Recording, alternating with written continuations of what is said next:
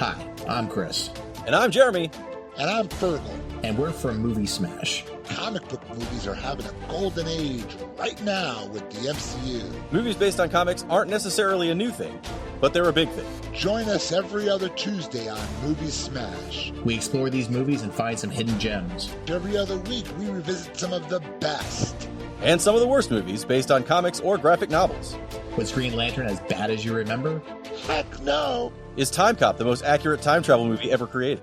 Absolutely. Was Mystery Men way ahead of its time? Should they be revisited? Should they be forgotten? Join us on Movie Smash and find out. Listen wherever you find your fine podcasts.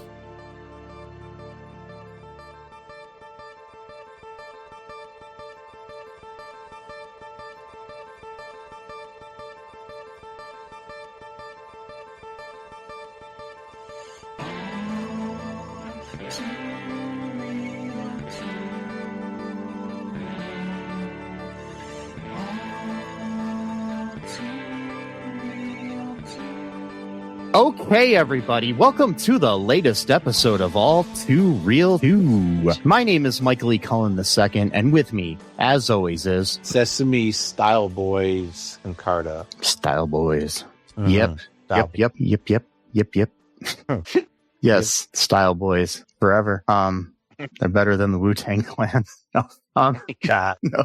So today on the show, we're covering a movie that's kind of a very, in my opinion, underrated movie that actually bombed at the box office, but is actually pretty funny. It's a 2016 film called Popstar, Never Stop, Never Stopping. It's a Lonely Island movie directed by Akiva Schaffer and Jorma Taccone, written by Andy Samberg, Akiva Schaffer, Jorma Taccone. Stars Andy Samberg, Jorma Taccone, and Akiva Schaffer. AKA Lonely Island. So we've got in this movie, we've got Andy Samberg as Connor for real, Jorma Taccone is Owen, Akiva Schaffer is Lawrence, Sarah Silverman is Paula, Tim Meadows is Harry, Maya Rudolph is Deborah. Joan Cusack is Tilly, Imogene Poots. Every time I say her name as Ashley, Imogene Poots, it just sounds like I'm saying something wrong. I don't know if it's because her last name is Poots. Nothing against her. It's just when you say Imogene Poots, it just sounds like you're cursing or something. Anyways, yeah, Chris Redd as Hunter, Edgar Blackmon is as Eddie, James Buckley as Sponge, and then you got a bunch of people like Usher and Carrie Underwood, Questlove, Nas, Mariah Carey, A$AP Rocky, bunch of different people in there playing themselves. So yeah. It's like one of those mockumentary type books, but like using like actual people within. So it's not like The Mighty Wind where it's like all fictional characters. You have like real people, and then you have playing people. And then you have real people like playing fictional characters too, you know, so it's a combo thing. Because like you've got towards the end of the movie, like Weird Al Yankovic's in there playing somebody else. So it's right. Near the end, the lead singer of a band called Hammerleg.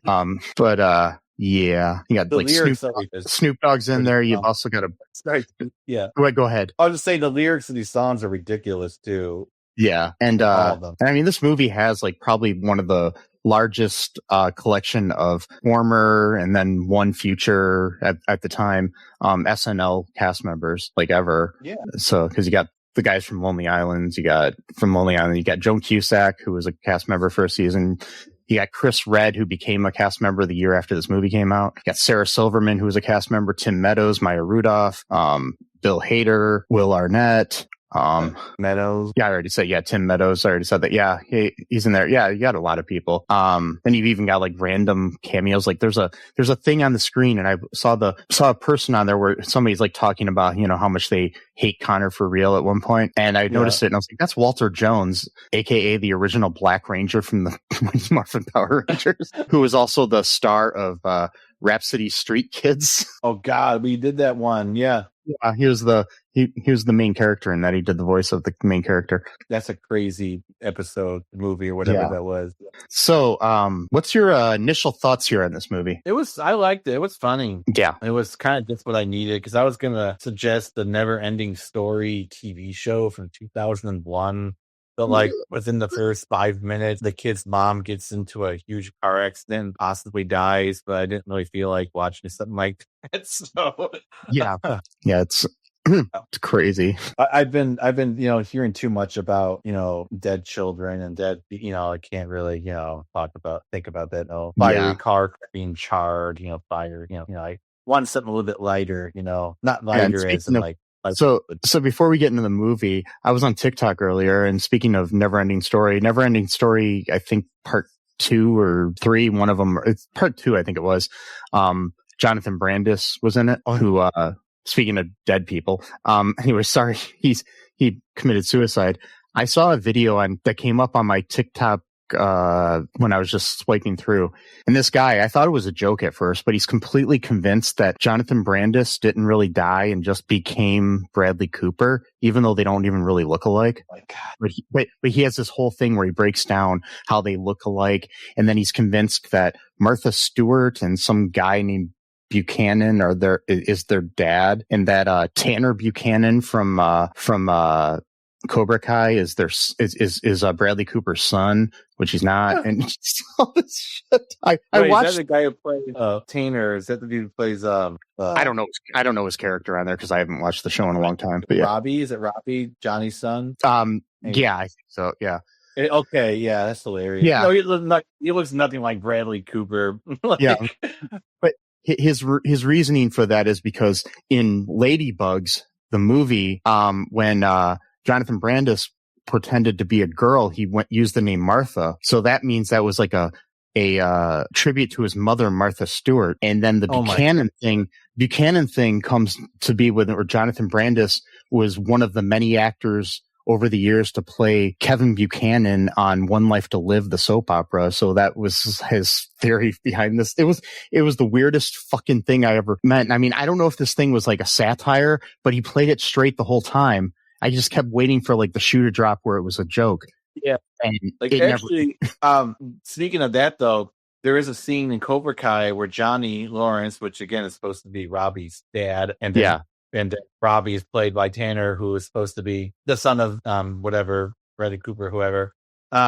Scene where Johnny is talking to Miguel about Ladybug, using that as like, oh well, because he wants him to like dress like a girl so that he can like join. And so so now that's actually extra proof because plus Jonathan Brandis was in the movie Sidekicks with Chuck Norris, which was about karate.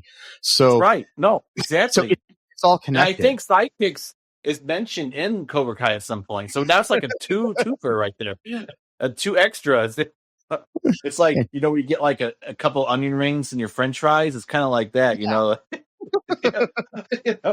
Good for most people except for me because I'm allergic to onions. But the totally unrelated. My second oldest nephew looks a lot like Jonathan Brandis, but that's just totally. No, it's not. It's he means he's Bradley Cooper. He's not really my sister and my brother-in-law's kid. It's nope. Oh my God. So anyways, back to Popstar. Yeah, that's right. I really enjoyed the movie. I've seen it before. I think it was kind of underrated.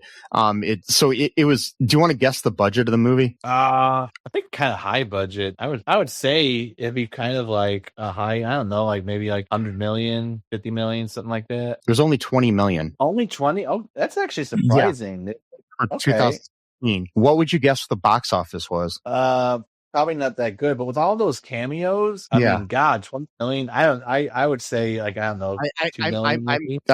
Box office was 9.7, but I think a lot of the people probably did the movie for free. Probably, yeah, because I would say that's a lot of because a lot of them, know the Lonely Island guys and probably did it for them. Yeah. I mean, because you got everybody in there from like Martin Sheen to Ringo Starr to. It's just like I mean, so many. I mean, I didn't even count, but there's probably at least a dozen of these cameos. I mean, you got Justin Timberlake. A.T. Yeah, you got Emma Stone does an uncredited cameo in it. Then you've got brief appearances by Joanna Newsom, who is Andy Samberg's wife and a very accomplished musician herself. She's one of the Zippy's flatline doctors. You've got Mariel Heller, who is Drummer Tacone's wife, as a member of Connor's documentary crew, and then Liz Kikowski, who's Akiva Schaffer's wife, as the Poppy stage manager that he makes out with towards the end of the movie. It's so yeah.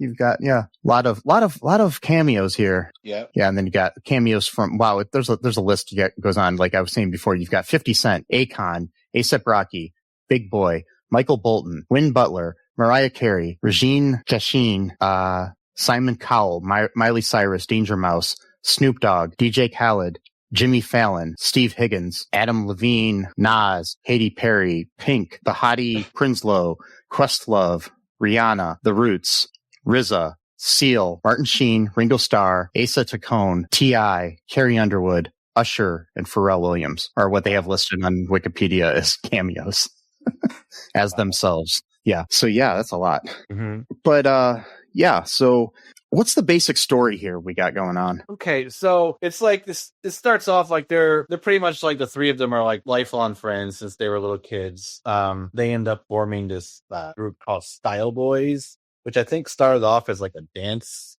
troupe at first or something, and then it became like a music group, and they were like really, really successful. And there's a big thing about the pet turtle that's really important to this movie for some reason. It's interesting, but like, and so like Connor for real, he becomes kind of like the breakout star, got the most, and so Lawrence, one of the friends, he gets kind of pissed off. Connor, by the way, was a musical prodigy. He could play the drums when he was a baby. Oh yeah, they make all these dumb like hagiographies or however you pronounce that word of like, yeah, he was so great, and like Lawrence and like gets into a huge fight with him on stage once because he felt like he was being like pushed to the side because he apparently came up with like one of their big catchphrases or the lyrics to one of their songs and didn't get credit, and so he pretty much just like tried to punch Connor, and they got into a huge fight. And Owen was like, "You're ruining everything we've worked for," or something like that. And so Owen becomes like go ahead. Owen becomes his DJ, but he starts going by Connor for real, as you said. The character's real name is Connor Friel. Oh, so that's why it was called. I was wondering why he would call. All right, it's I was like, why would you? Friel. Yeah. Okay. Yeah, I didn't really understand the name, like why that made any sense, but now it kind of does. And then Lawrence goes off to become a farmer in Colorado. Yeah, which later on you find out why he lives in Colorado. It's it's interesting. Like it's like Owen becomes like his right hand man, his quote unquote beat maker, but not really because he just has an iPod that he just pushes play on. And pretends to be a DJ. He was the beat maker, but he wasn't the DJ. He was just playing stuff, but he created the beats originally for the first album, it seems. But then after that, Connor wanted to do everything himself. So he had some other guy, hire or something bit near. I don't know what it was. No. He just created all the beats himself, and Owen was just playing them. Yeah. So, but he releases a second album, which tanks. Yeah, ain't horrible. Yeah, his first single is called "Equal Rights," which is about gay rights, and it's it. But throughout the whole song, he keeps saying, "I'm not gay. I'm not gay." But I believe. You should have the right to be gay. I'm not gay, not gay. And then, like, at the end of it, the guy's like, yeah, I don't know, like, why because, like, at that point, like, gay marriage had already been legalized. I'm not sure why he was, like, making this statement. Like, Ringo Starr comes on, and he's like, he's writing a song for gay marriage. Like, it's not allowed. It's allowed now.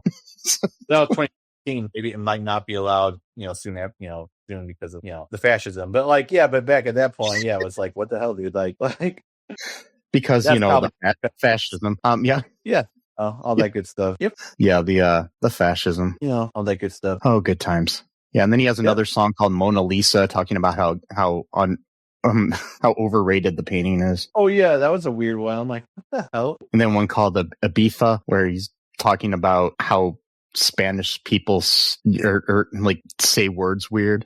So like all these offensive songs. Spain.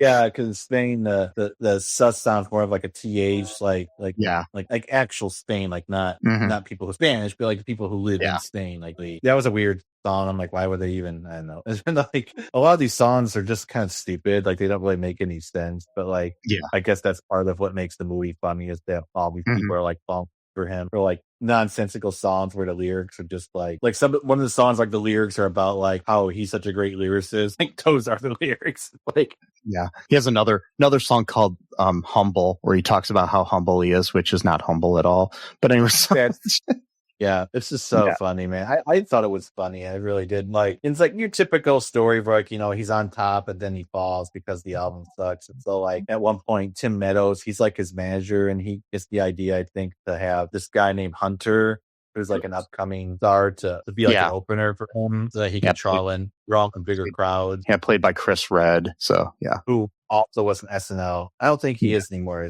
No, he left. He left a few seasons ago.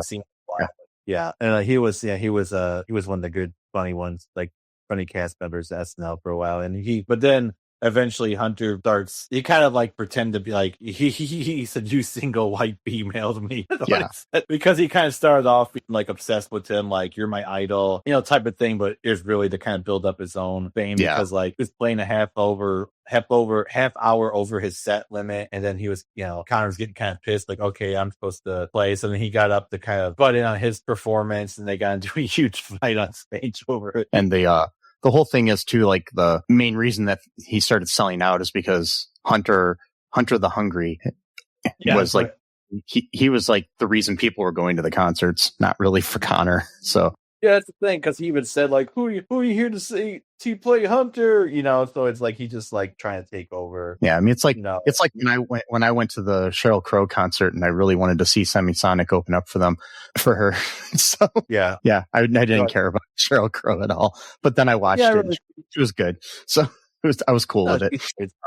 Yeah, but at the time, or like even worse, like there was I can't remember the guy's name, but so Leanne Rimes played this concert that I worked once, and everybody left after the opening act. I felt bad for her, but still, it was like at the time I think there was some kind of backlash for her or something. But yeah, so it was like half the audience left after the opening act. Like she put out like a pop record like in 2002. It's kind of like had like hip hop and like electronic influences. So maybe that might have been why, I don't know. But there was some guy looking for her. Yeah. Wow. What's that? Oh, no, that was Jewel. That was Jewel. Actually, I was thinking the wrong person. Yeah. But anyways, so they, things are going down, and eventually he has at one point though, after they go on the Tonight Show, and Owen's setting it up where they do this thing called the donkey roll, which was their dance that they did as the Style Boys with Jimmy Fallon. And then later on, so he at one point he gets engaged to this girl randomly to try to make things better, because before that, there was a incident on stage where he had these things where he was doing this magic trick where he could change clothes, but he needed to tuck his Johnson, and and so at one point the clothes weren't there, and the covering came down, and he was naked on stage, but his penis was tucked backwards, so it looked like he had no penis. It was like the Clerks. It's thing. Like or like which was a reference to Silence of the Lambs. So yeah, there you go. Yeah, because that the Clerks thing, where our Jay does that, he's just repeating that with where what's his name's character? I can't remember oh my god, I'm trying to remember. Buffalo Bill did that in Silence of the Lambs. He was he was playing the song too from the movie. Yeah, like that music. Goodbye that Horse. Movie was kind of transphobic movie in retrospect, but it is, but it's such a good movie. Well, though. It is.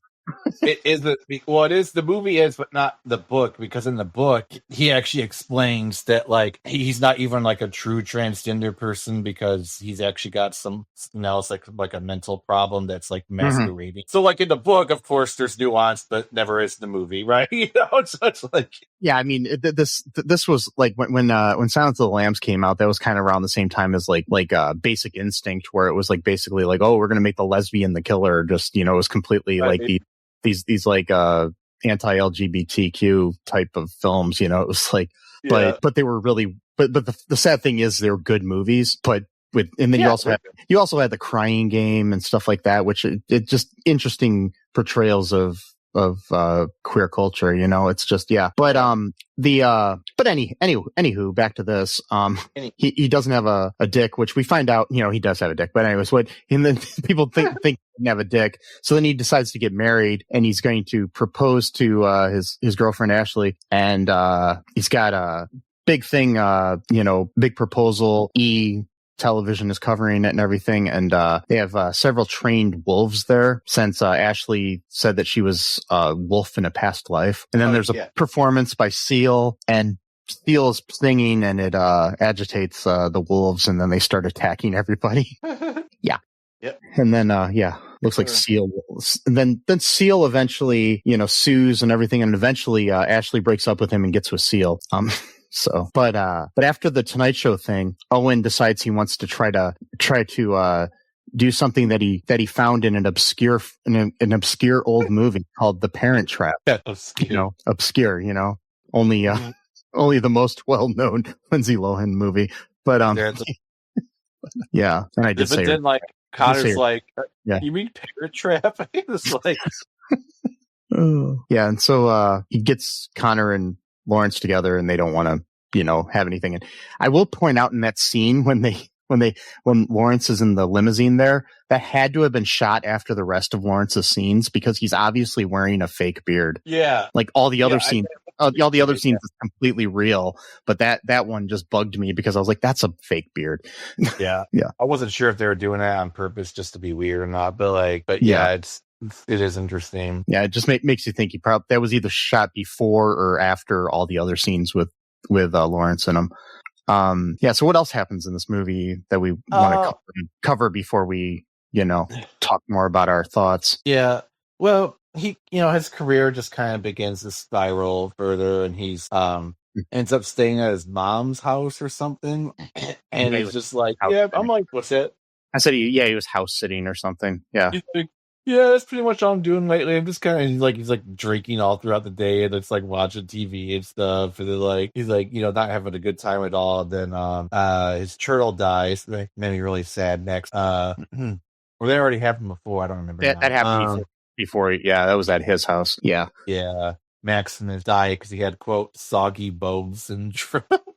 Yes. Not even sure if that's a real thing or not, but I'm just wondering, can humans get that? Because I'm thinking of next time I go to my doctor to check out and see if I have that. Got soggy bones, yeah. Hey man, and then we find out though, because Paula comes over to kind of soggy bones sounds like a really bad barbecue place. It does go to Soggy Bones?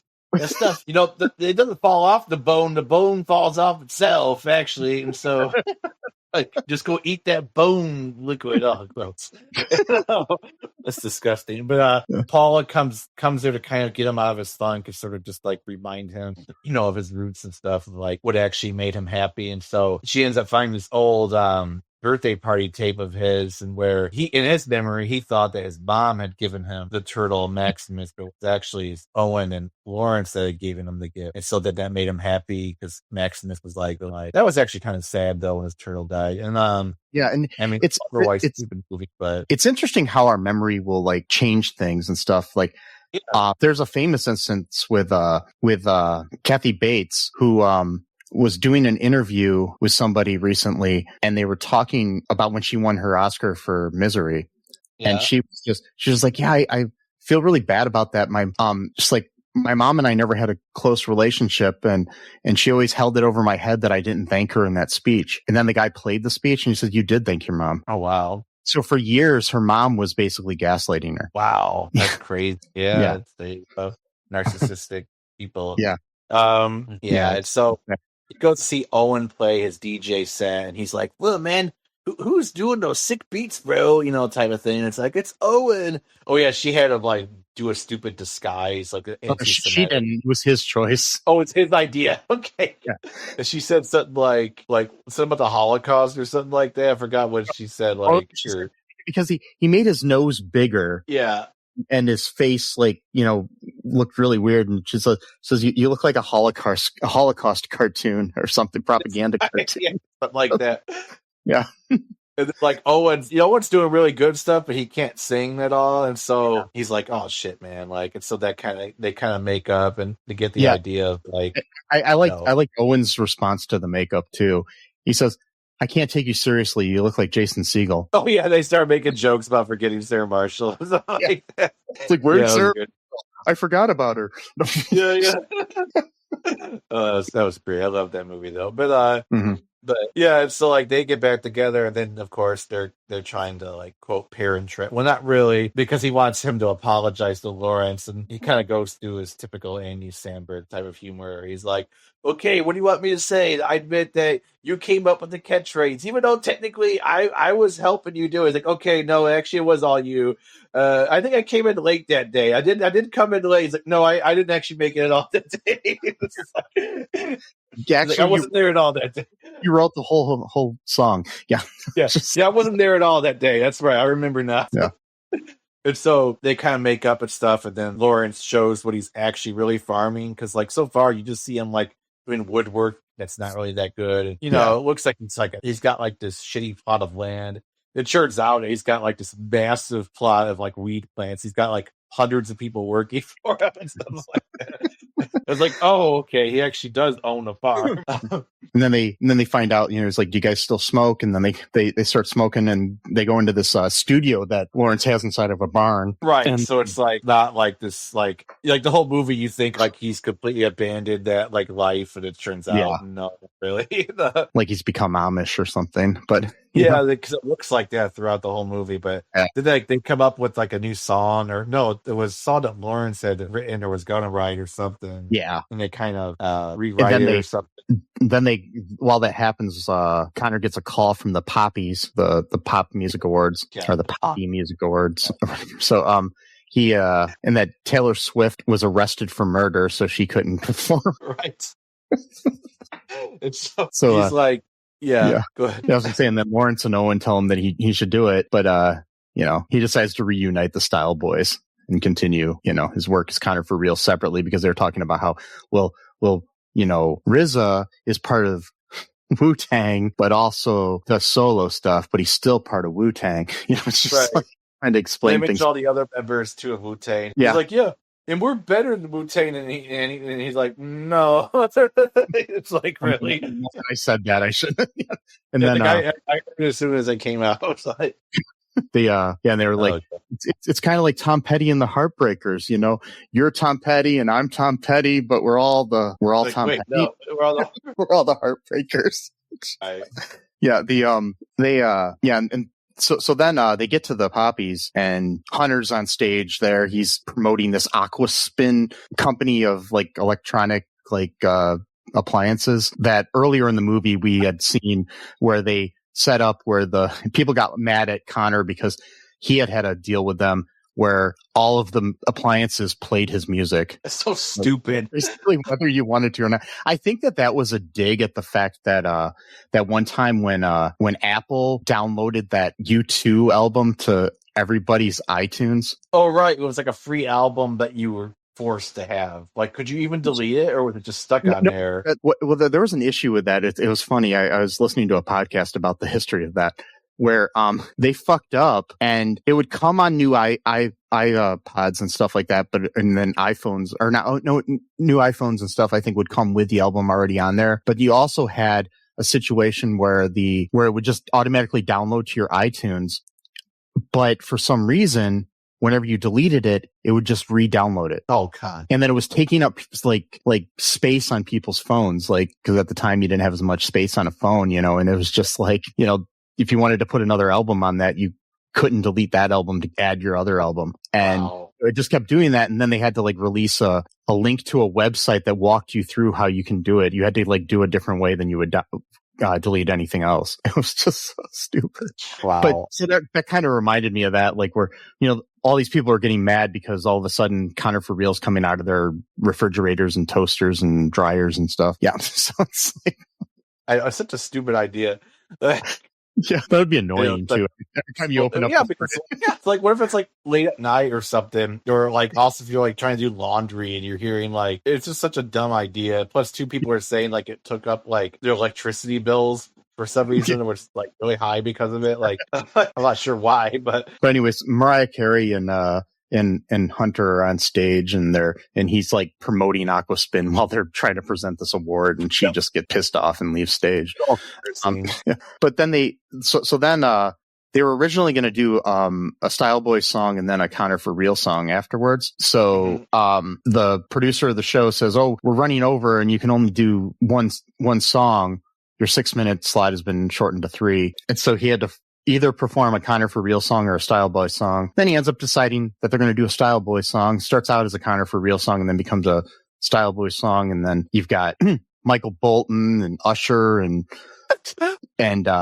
Justin Timberlake's character, who's like their caterer. And then Tim Meadows comes on stage playing some kind of instrument. Was it a yeah? No, it wasn't sax. Maybe it was. Yeah, it was either a trumpet or a sax. I can't remember. And then and so they that happens, and Hunter was fired by Harry, who is the manager that Tim Meadows plays, and and then because he was disrespectful towards them. Yeah, because the running gag too was the fact that Harry was the 4th member of Tony, and he won. And in Tony, they all had exclamation points behind their name, but he wanted to have a question mark under his. So that's right. Tony. Tony. Look, in retrospect, that probably was a bad omen. Yeah, one of the members of Tony died like in the last year. That's sad. I used to have I had their one album. I got it somewhere. I have it on vinyl. Man, you should keep that album, man. It could be worth something. Yeah, I gotta find it somewhere. I don't know. It's packed away somewhere. But yeah, they had that going on, and so then the movie kind of like wraps up where he gets a new turtle named Maximus 2.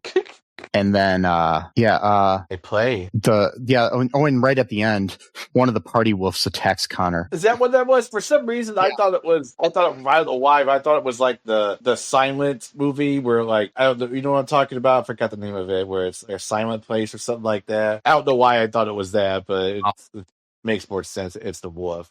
Quiet Place? I don't even know if that was out by then. Place. Yeah, because I don't think probably not. I don't know why I thought that, but yeah. So yeah, we also throughout the movie we had this like TMZ knockoff where you had Will Arnett kind of playing the Harvey Levin character, and then you had Eric Andre, Mike Birbiglia, and Chelsea Peretti all doing this CMZ instead of TMZ. Mm-hmm. Yeah, and so at the end of the movie, there's like in the credits, there's a scene where they talk about them getting back together, and I will say the parody of TMZ is just spot on. So I mean, like they're like psychotically laughing at each other's jokes. Like, I mean, like with so much. Like, that's why I never watched TMZ, because they all just sitting there in this like little office space just talking, and Harvey Levin's always drinking out of a sippy, not a sippy cup, but like a cup, like like a Stanley Cup sort of thing, and just talking to them. It's just and might as well be a sippy. Yeah, no, it's they all. Yeah. It's the same shtick. It's like he's standing above them, and he's got that dumb drink, and they're laughing about crap. And this time it's like really going at it. It's like, and there's that one guy that's got the long like braided dreads sort of thing. That's on TMZ all the time, and they had Eric Andre dressed up, just looking exactly like him. So it was funny. That's right. Yeah. Yeah. That guy's hilarious. Yeah, it was a funny movie. I really liked it. I think it's very, very underrated. I think Andy Samberg and the rest of the Lonely Island guys are some of the most underrated comics of the last century. Yeah, I mean, he wasn't Brooklyn Nine-Nine for about 6 seasons. Though, so I was on for like 8 years, I think, actually. So but Brooklyn Nine-Nine is great. I'm just saying, but it's like he's a great actor too. I mean, Andy Samberg has done a lot of bad things, but a lot of good things too. And if you want to see a really good Andy Samberg movie, what's the name of it? It's called Palm Springs. If you haven't seen that, a 2020 movie called Palm Springs. Nice. I haven't seen it. I might watch that later. Yeah, it's on Hulu. I highly recommend it. It's great. Kristen Milotti from How I Met Your Mother. She plays the mother. Mitch Mother, she's in it. There's two of them. J.K. Simmons is in it. It's like hilarious, but really touching. It's the most unique romantic comedy I've seen in a long time. It's kind of a Groundhog Day situation. So yeah, but yeah, it's good. Cool. Yeah, that's what I recommend this week. I don't recommend things normally, but I recommend Palm Springs. Yeah. Yes. So yeah, any other thoughts here about Popstar? Never stopping. Stopping. Yeah, that's all I could say. Never stopping. Yeah. Yeah. So yeah, folks, hope you enjoyed this episode. If you did, please give us a like or follow or 5 stars or whatever they do and whatever kind of format you're listening to this on, Mm-hmm. Speak our good name into the ether of the world. Yeah. Yeah, do it. I do recommend highly giving us a review on iTunes or Spotify. It does help us get more eyes on our show. So then once they view it with their eye holes, then their ear holes can hear us. So yeah. So that's what I say, I'm always saying that, Mm-hmm. I'm always saying get your eye holes on things so then you can get them in your ear holes. Yeah. I mean, that sounds kind of dangerous, but yeah. But I have it tattooed on my chest, so I have to say it all the time. Oh, okay. And, yeah. So folks, also, go to all2reeltoo.com. There's links to everything, all of our social media, our Patreon, a good way to help out the show. You can join, as a monthly patron, a patron. I don't know. Yeah, you can join and help support the show for as little as $1 a month. Because we're not making big bucks here, folks. We're not even making little bucks. I've never seen a little buck or a big buck, except for that time when I was in the forest. But yeah, anyway, so there's that. We also have a T Public where you can buy some merchandise with our logo on it or some cool shirts that we have, like our orange Julius Caesar shirt featuring the 47th president of the United States and, fascist. And, yeah, so there's that. And, just remember to be different and be yourself, folks. Something I always recommend. I've got that tattooed on my butt. And free Palestine. That's not an anti-Semitic statement. No, it's not terrorism. Nope. And it's still legal to say at the moment. For now. Trans lives are human lives. No human is illegal. Be good and love each other, folks.